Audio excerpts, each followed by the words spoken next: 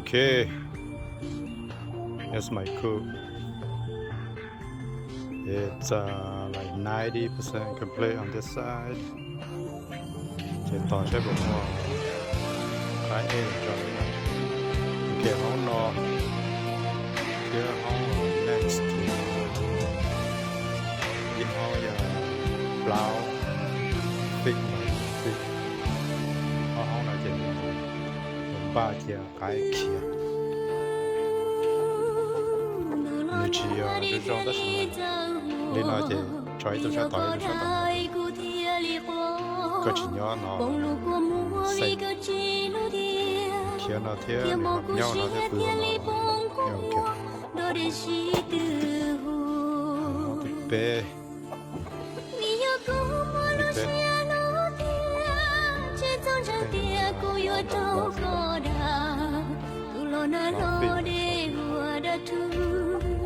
có chỉ đã cứ chỉ cứ em chỉ to đâu sao nó chỉ mò có xia đâu sao nghe kêu lúa lúa chỉ tiêu chụp hồng vì nhớ có chuyện có thể lúa đeo nó thiệt tao cho nghe kêu cho nụ không muốn chỉ đi cho nghe kêu xia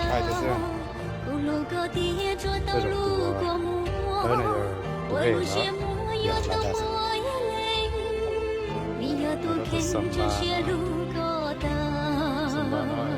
thứ mua liền xa đi nào nè giờ tôi chỉ tao mua trâu phòng tại giờ tiền lo nó chơi dùng gạo được rồi đó từ sầm nào chứ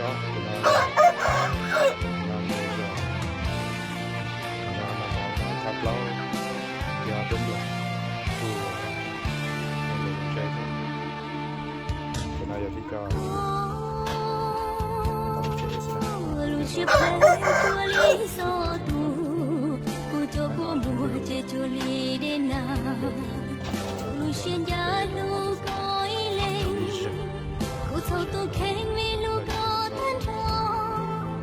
cho cô cho ya li cho đến đâu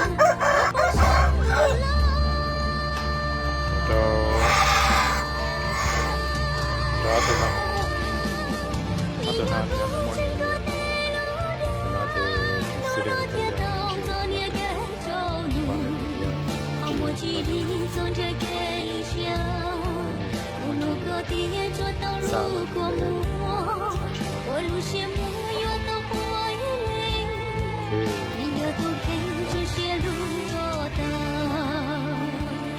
lòn đó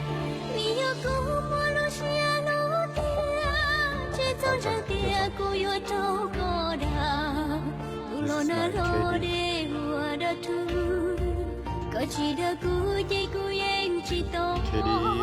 đâu sao nó chỉ mua có xiêu đâu sao nghe kêu lúa lúa chỉ tiêu cái đó chưa chồng chưa chồng không muốn chỉ đi cho kêu lúa xiêu lúc có tiếng cho tao